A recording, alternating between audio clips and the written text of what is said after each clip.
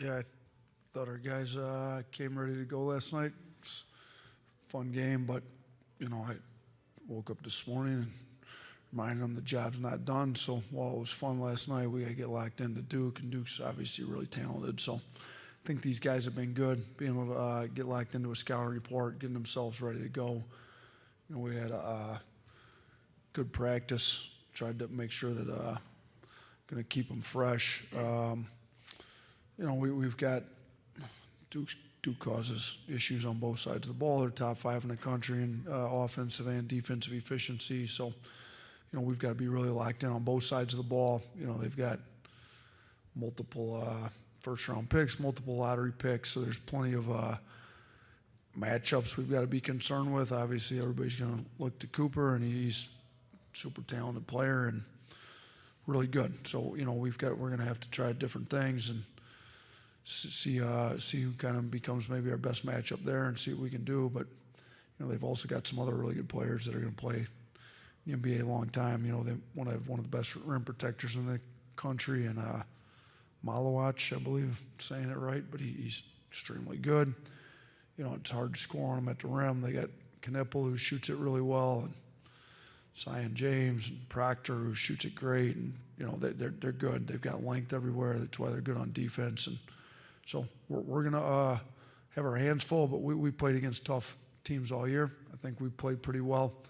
In our last regular season game, we were on the road at Auburn. Auburn played these guys tough. We played Kentucky.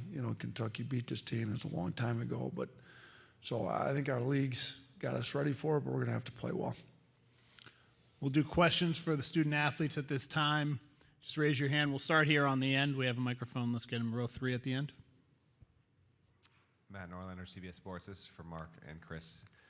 Nate kind of led me into what I was going to ask anyway. Specifically, how does going against the SEC schedule and some of the best teams in that league, how does it benefit you, even if Duke's roster and their style might not replicate with the teams that you faced? Why don't we start with Mark, and then we'll go to Chris. Like you said, especially our last 7 games in SEC really prepared us for games like this. Especially the SEC is really talented, and this team's really talented. So, like I said, the conference, it really prepared us well, and I feel like we're battle tested. Chris? Yeah, just piggyback off what Mark said. We played in a lot of meaningful games against a lot of good teams, so we understand what it takes to win it. We've lost close games too, so we understand the value of each possession and high-level games like this. So we'll be ready. We'll be on the other side of the room in row 2. Jackson Shanks, Seton Hall Center for Sport Media. Grant, Chris, this goes for you guys. How difficult is it to prepare for, like your coach said, a matchup with Kaman, and especially at his size and what he can do? Let's go with Chris first. We got a great coaching staff that gets us prepared, and a great game plan to how we want to attack that. So we just listen to them, and the fun part is out there, go out there and execute it, and live with the result. Grant? Yeah, we know they got a lot of dudes with height, and I think their big man's with standing reach is 9'8" or something crazy. So we know we gotta have patience when we get in the paint, and then obviously just keep that in mind for everything. Clifford, why don't you answer that question as well? Just watching a lot of film about them, we know according to our coach, you just gotta have patience and also be able to move the ball. They jump for everything and they're trying to block every shot, so just gotta be patient with them. Come to the other side of the room here at the end of row 2. Adeshina Koiki, a lot of sports talk. This is for any of the players who want to chime in on this. Coach Oats, of course, his background before basketball is being a math teacher. Of all the players here, or even anyone else on the team, who do you think is the best at doing math and the subjects that Coach Oats taught? Algebra, statistics, geometry. Why don't we start with Mark, and then we'll try LeBaron and see how that goes. I'll probably go with Max. I say Max too. Sometimes I don't know what they be saying, but they just pull it out of nowhere and like where the numbers go. So I'm gonna say Jaren Stevenson. He's a quiet guy, but he's smart. People don't understand that, but he's a very smart guy, smart player. Grant or Cliff, you want to chime in? Yeah, I'd say Max and then Cliff. He was just going to school to be an engineer for a little bit. So I would say my top two, I would go by Max, me, then Jerry.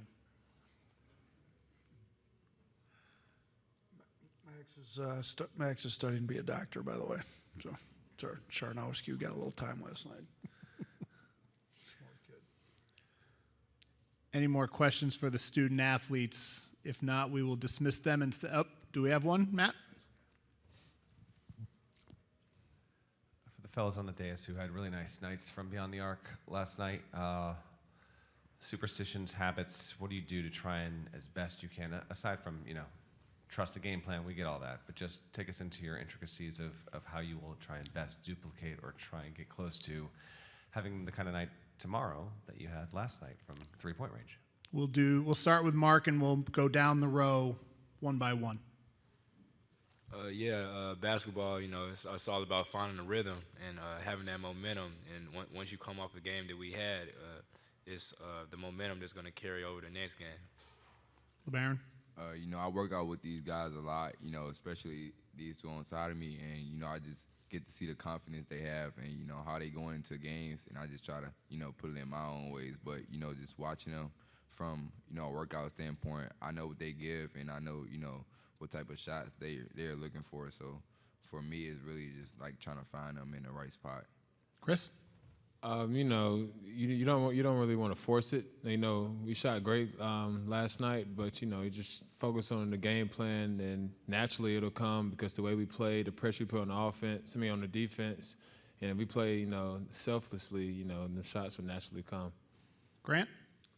yeah, for me, I think it's just getting these guys open. So just doing what I can to get them the best shot. Cliff? According to Grant, getting guys open, 'cause we see them in practice, they could shoot the ball, so we just got to get them open.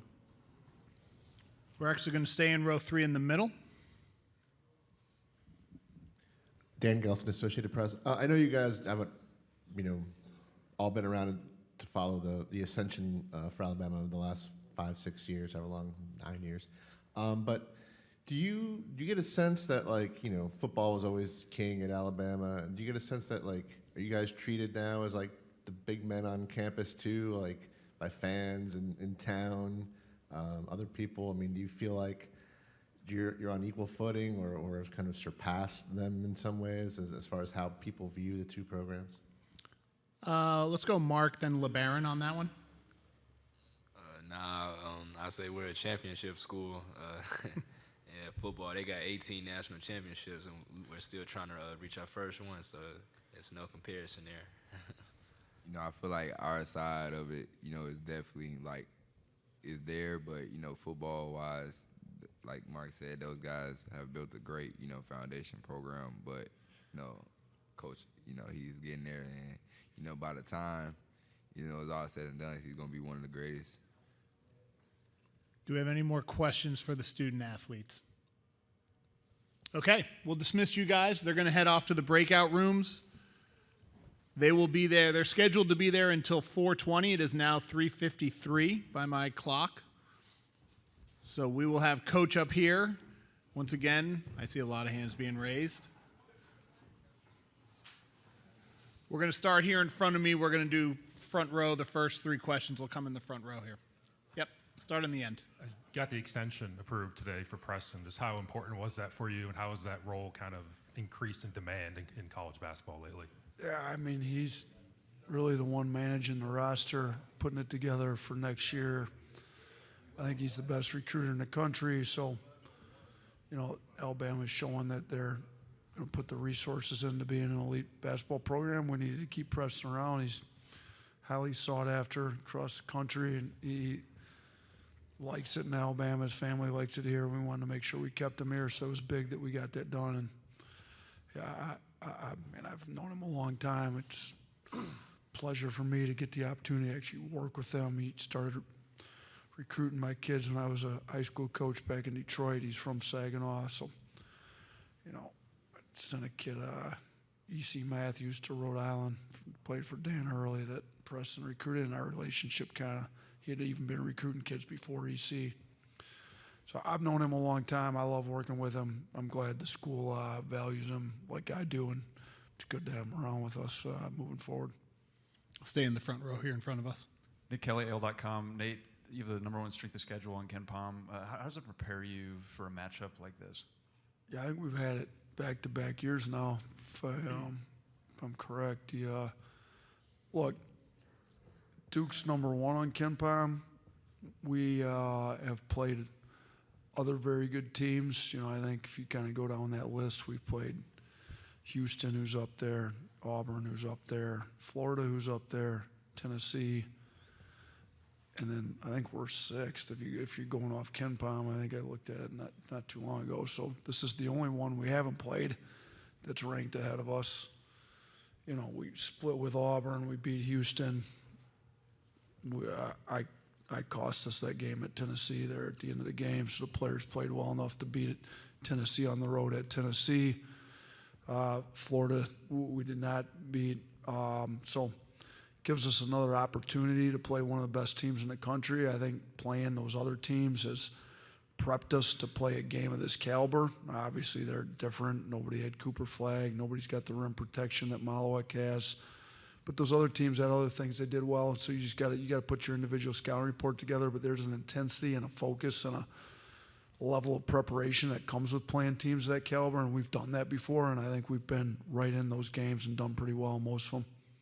Stay here, row 1, right in front of me. Hey, Nate, Eddie Pels from AP. I know obviously you're the highest scoring team in the nation, so we all think, or maybe it would lead people to think you don't really worry about defense too much.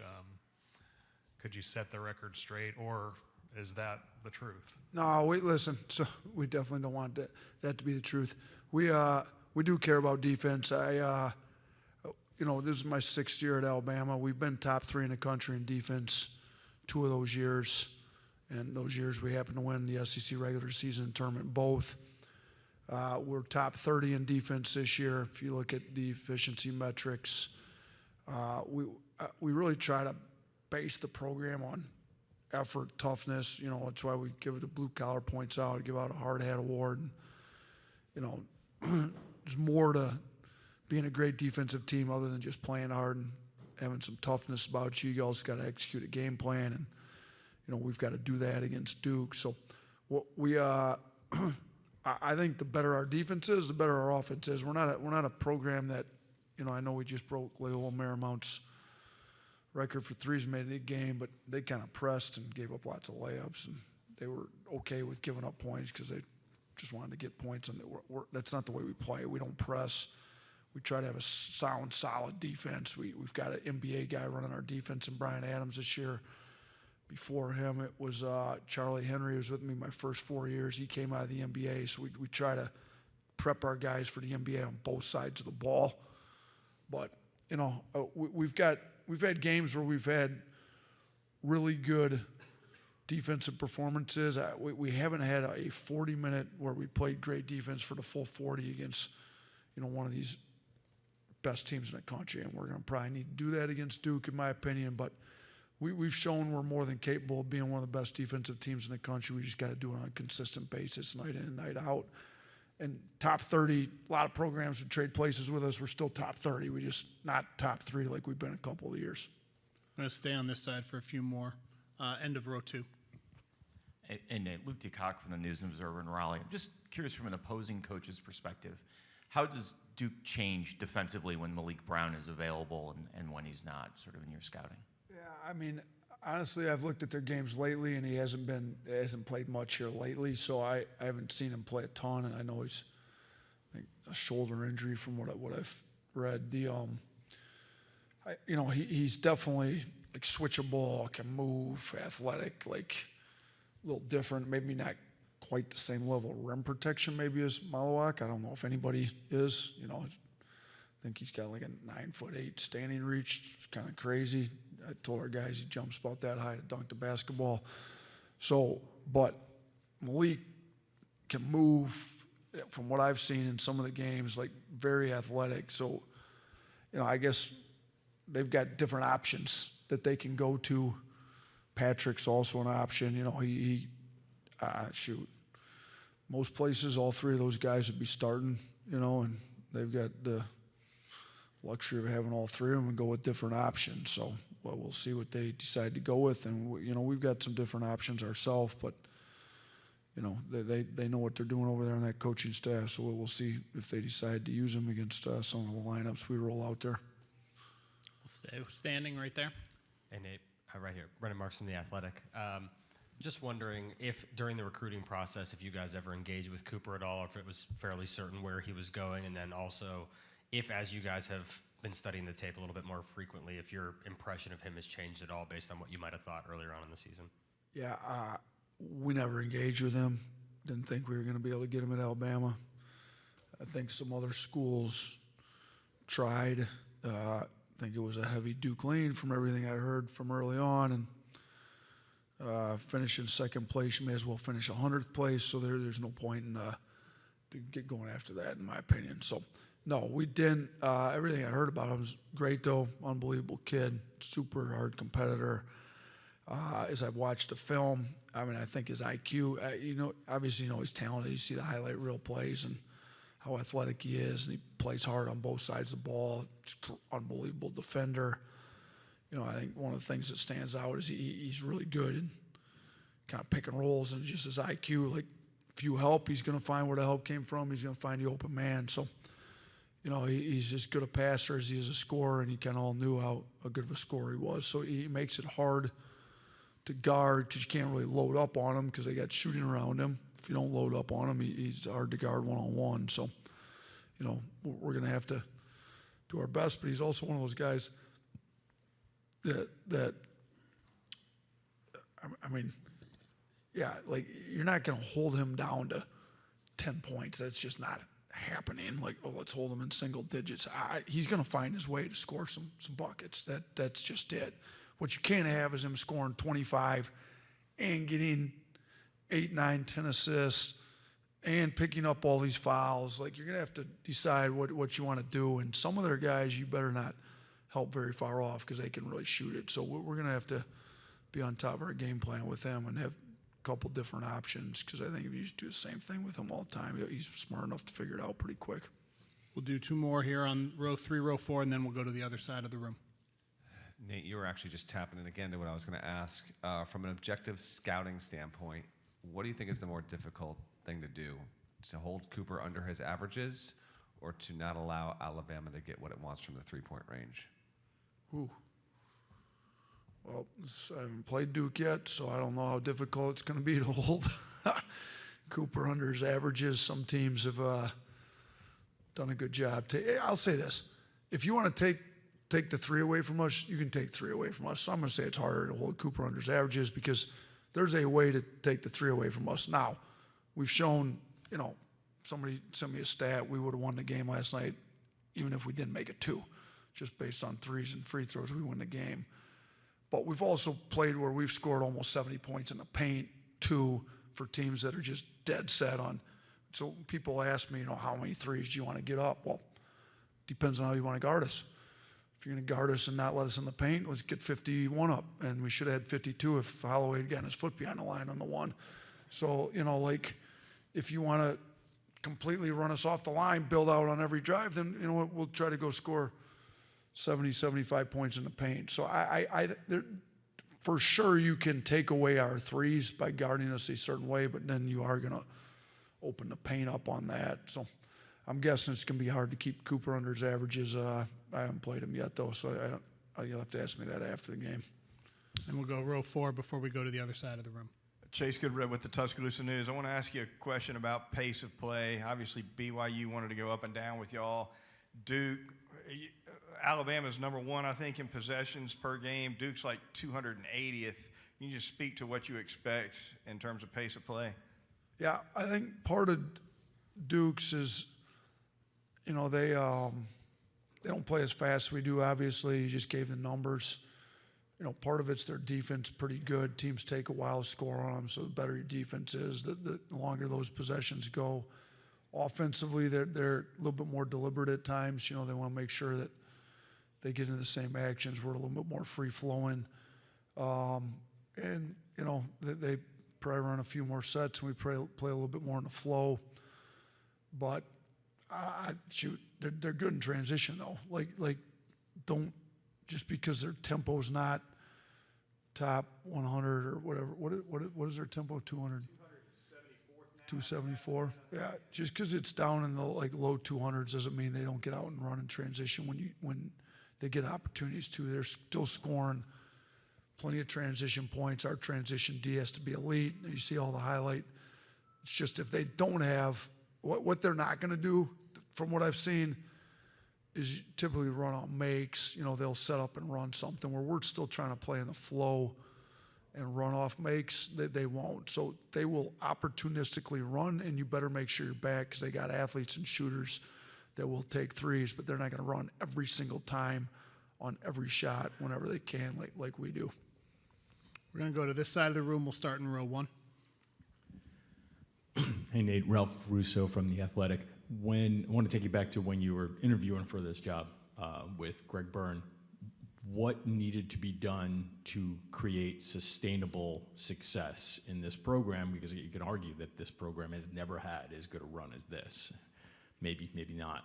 So when you were thinking about taking this job and what Greg thought might this basketball program become, what needed to be done and what has he delivered on, and you delivered on? You know, I think the athletic department at Alabama is as good as any in the country. I think resource-wise, I believe there's 6 different sports that have won national championships. So they're going to make sure the athletes are supported, that the coaches have the resources they need to win, and they've done that. Like we're in the middle of building a new practice facility. It's going to be as good as any in the country, in my opinion. New offices, training rooms, strength, all that stuff. They're supporting us with financial resources that they need to. Somebody just referenced Preston Murphy. You know, I think he's top 4 now in the SEC in assistant coaches. So they've given us what we need to in that regard. I think one of the things, you know, we put in a style that kids want to play in. So you obviously, to have sustained success, you need to have good players. We had pretty good players when I got here. You know, Coach Johnson was here before me and had done a pretty good job recruiting talent. Herb, you know, our second year after the system had got in, we got enough pieces around it. But the main guys that we won with that first year, Alex Reese was here last night. He's playing in the NBA right now at a stretch big. Herb Jones has been starting in the NBA since his rookie year. John Petty, leading three-point shooter in Alabama history. They all fit us very well. And we walked into that group. We were able to take that group, add the pieces to it, get it going pretty quick. And what we've been able to do, I think, maybe better now than they had in the past, is recruit nationally. Which, you know, before they kind of recruited a lot more geographically. Now, Petway had gone out and got Jaden Shackelford, who was really good from California, so he did a little bit, but not to the extent we've been able to do now.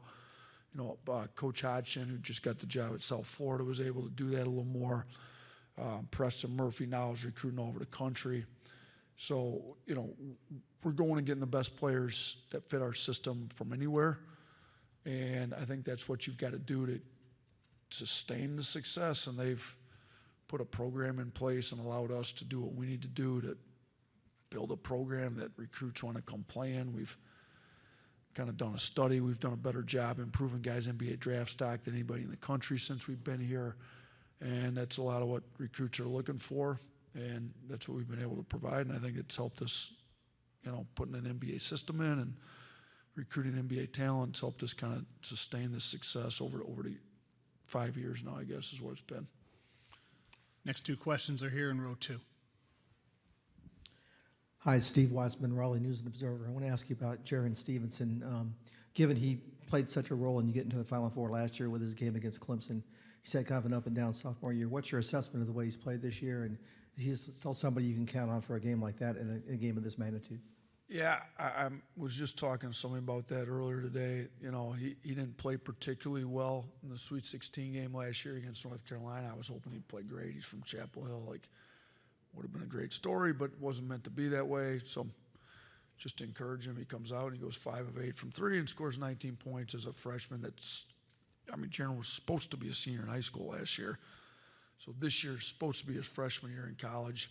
So last year, as a kid that's supposed to be a senior in high school, he scores 19 in the Elite Eight game to send us to a first Final Four in school history. I don't think he gets afraid of the moment at all. You know, as he struggled a little bit, yeah, he's a pretty quiet kid, and he's gone through some slumps, as any players do. I mean, shoot, some of the best NBA players go through shooting slumps, and he's had a few slumps.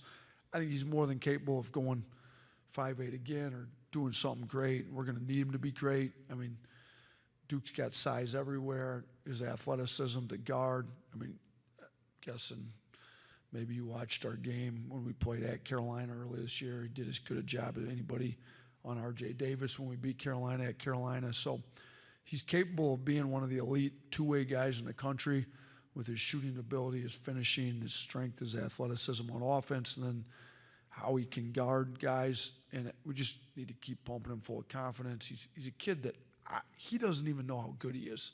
Like, when you talk to him, he has no idea. I mean, I think he should be a long-time NBA player. I think we got to realize he's young and pump him full of confidence and get him going, because he could be an X factor for us for sure. We'll stay in row 2. Roger Rubin from New York Newsday. Nate, you got into pretty good depth about all the different ways that Cooper Flagg can hurt you. I wanted to ask you about a couple of the other guys on Duke. Knuppel, how are the ways that, like, you see him as a threat? I mean, one of the best shooters in the country. We tried to recruit him. We did a pretty good job, and it wasn't quite good enough because I'd like to have his shooting ability in our offense, but they have it. So now we got to figure out how to guard it. I mean, he doesn't miss much. He gets his stuff off actions. He gets his feet set, but he's also a strong physical driver. He's got good size. He can get downhill, and he's super high IQ guy. So, yeah, he's very good. I mean, there's a reason he's going to be a lottery pick this year. And the other guy I was going to ask you about was Malwatch. You did mention his rim protecting. What are some of the other things that you think he does well? I mean, he's a lob target. Cooper likes to find him in ball screens going to the rim. You know, when he's kind of down in that dunkers area, if you will, behind the backboard, guys help up. They find him on lobs. So he's done that well for him on offense. And I think the biggest thing he does for him is protect the rim, and he makes it impossible to score at the rim when he's in there. So, you know, they've got top 5 offense and defense, and he kind of anchors that defense. So he's been a lead for him on that end all year. We'll go to row 4, and then we'll come back to row 3. Jamal Murphy, Hoops HQ. Back to Cooper, and obviously, you know, very versatile. But what do you think is the biggest strength of his game? And as a coach, what's the first thing you would try to take away? I mean, I think his strength is his versatility, because if you try to take one thing away, he can go to, you know, like to say, well, let's keep him from getting to the rim because he's such an athletic, strong downhill driver. Well, he's shooting in the high 30s, 36, 37% or whatever it is, and then say, okay, well, I think he's actually better off the dribble than he is on catch and shoot. So then what do you go under on pick and rolls? Well, he's shooting almost 40% on off the dribble threes. You go over pick and rolls, he gets downhill, he throws lobs, he finishes at the rim. Like, look, there's a reason he's going to be the number 1 pick in the draft. I think you're going to have to mix it up because he's so versatile, and you're going to have to try to, like, keep him off balance a little bit, because if you give him the same dose of everything for 40 minutes, seems like he's got pretty high IQ. He'll figure it out.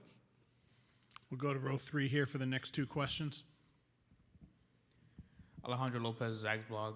Coach, yesterday you talked about how you built up Sears' confidence in terms of his shooting struggles by telling him that there's a thing called regression to the mean. Now, when you go out and you have a record-setting performance like you did yesterday, is there any worry that that regression to the mean might come back to bite you in terms of your shooting? Well, I think he shot 44% last year, if I remember correctly. So if we go on the last 7 games, he was 5 for 35. What did he go yesterday? 10 for 16. So that's 15 for 51. So we still got some room to go up to get to his 44% he was last year. So let's plan that he was down, and now the regression to the back to the mean started, and he's continuing to head up that way. That's my hope. But I hope maybe Duke thinks the other way, that he's going to be back. Hopefully they treat him like a 14% shooter and go under every ball screen. That would be ideal. All right, we'll stay right there, Dan, in the middle. Dan Gelson, Associated Press. Since you've been hired, I mean, not even compared to really the football program, but how have you seen just in your own program the perception, the popularity, the mood around town, around campus change with you and your players now that it's an elite program? Yeah, I mean, we're pretty much every game sold out. The student sections are camping out for big games. We don't play in front of empty crowd. When I first got there, non-conference, I mean, shoot, while football season's still going on, it's hard to get half the place full. Now that we lead the country in scoring back-to-back years, we got a winning program. We've won 4 SEC championships between us, the regular season, the tournament. We've been to Final Four. Like, don't have an issue selling the place out. The crowd support's great. People around town are supporting us. People are stepping up in big ways. Like, it's a sports community, it's a sports state.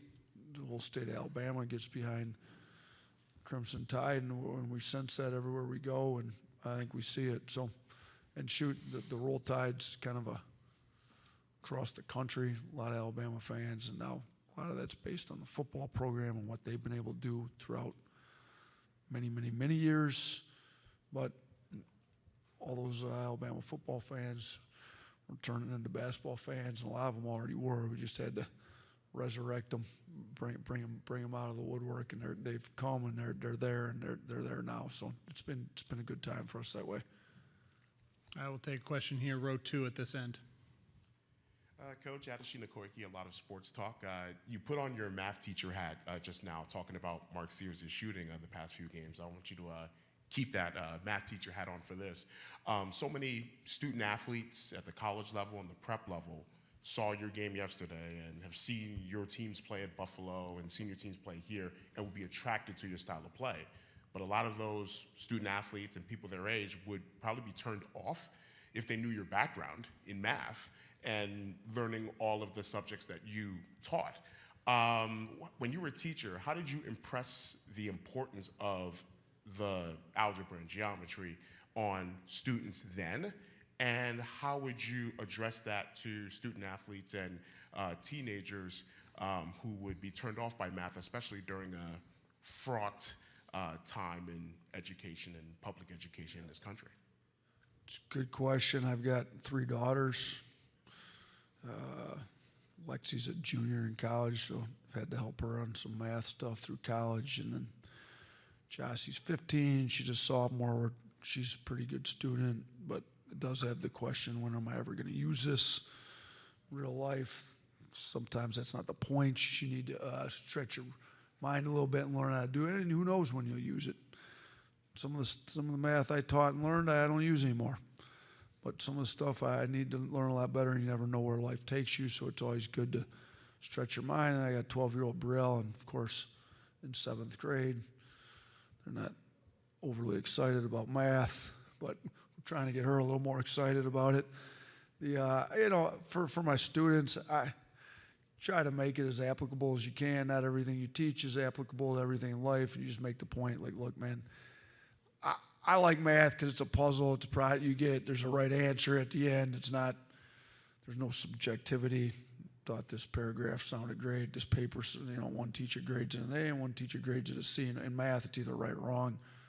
So it's a lot more objectivity to it, and get your mind thinking in ways that it needs to get better at. So that's how I just learn the material. I'm going to help you learn it. Different people learn different ways. Try to motivate them to learn. And we do some math lessons with our guys. We kind of go through their shot type reports with them every year. I go through efficiency numbers.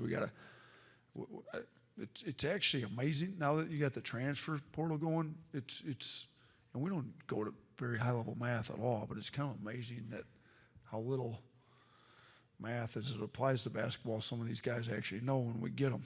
So I do put my math teacher hat on occasionally and get up on the whiteboard and start expected value on a shot, how you get that, how you expected value on free throws, all that stuff. So we go through it a little bit.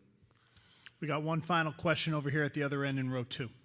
Jeff Borzello, ESPN. Because of the success you've had in the last 5 or so years, I mean, the expectations have skyrocketed. I mean, the second weekend of the tournament is sort of the bare minimum for the program now. I mean, how do you deal with those rising expectations moving forward? And does it add any pressure to just reload your roster to a top 5, top 10 level every single spring? Yeah, for sure. I don't think we'd want it any other way. If you're at a program with no expectations and you've been there 6 years, it means you haven't been doing your job. So we came in, we turned the expectation level around. They're supporting us like a top 10 program in the country. When the administration supports you like a top 10 program in the country, there's an expectation level that that's how you perform, and that's how we want to recruit. Now, in a one-game elimination tournament like the NCAA basketball tournament is, that doesn't mean you're going to make it to the second weekend or to the Elite Eight or the Final Four every year. Sometimes it doesn't work like that. I mean, there's very good teams that get upset, and there's still very good teams that had a great year. So, but we want to be in the discussion for a team that can make a Final Four every year. We've been that for the last few years running now. The recruiting's got to stay at a high level. That's why it's a good thing we got Preston on a 3-year contract that came out today, because he's, in my opinion, one of the best, if not the best recruiter in the country, and we'll have the talent. We play a system that guys want to come to. But yeah, when you get the players that we've got and you've won at the level we've won, that's the expectation level. And I think that the players understand what they're coming here for. They're coming here to win championships. They're coming here to compete against the best. We've had the number 1 strength of schedule in the country the last 2 years in a row. We've led the country in scoring the last 2 years in a row, but we've also won at a pretty high level. Somebody gave me a stat. In Power 5 schools, I think we're 5th in the last 5 seasons in wins, and Duke's 3rd. So we're right up there. We don't have a national championship like some of these blue bloods have, but we're in the last 5 years competing with a lot of the blue blood programs for wins, championships, and all that stuff. And that I like where the expectations are. And I mean, whatever you can call it, pressure, whatever you want, it's expectations. You win. That's what we expect around here now. So we're not going into this Duke game. I know we'll be underdogs. I know they're the 1 seed. We understand all that.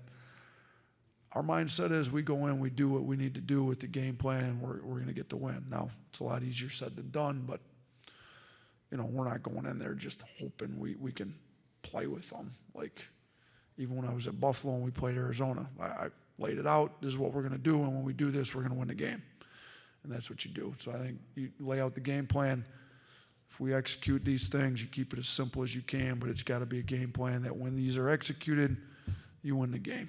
And that's the expectation going into every game, no matter who we play. And we've played the best teams in the country since I've got here, and we've been able to beat a lot. We've got 13 wins against AP-ranked teams this year, which I think is tied for the most with 2 different Duke teams and the UCLA team for the most in a single year. So we've beaten really good teams this year. We had opportunities to beat some more, and we didn't do it, but we've got another opportunity in front of us tomorrow.